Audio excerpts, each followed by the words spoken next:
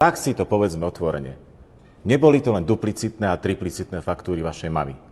Celý problém sa začal oveľa skôr a vy ste o tom museli vedieť. Tak sa odhalilo, že tam boli aj podvody.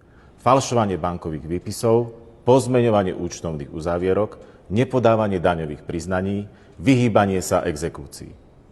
Vaša mama získala v roku 2010 od Európskej agentúry grant vo výške 113 000 eur na projekt Zrkadla Európy. Peniaze sa zobrali, ale nevedeli sa riadne zdokladovať. Tak sa pýtam, na čo boli tie peniaze použité? Kde skončili? Platil sa z nich váš telefón, vaša škola, alebo na štandardný život vás a vašej rodiny?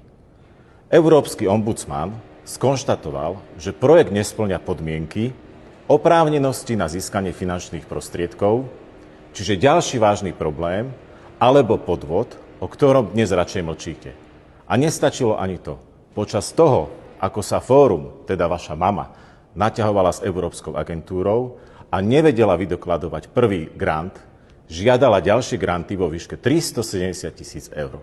A opäť je na mieste otázka, boli tieto peniaze použité na účel, na ktorý boli určené, alebo skončili v súkromný prospech vás a vašej rodiny?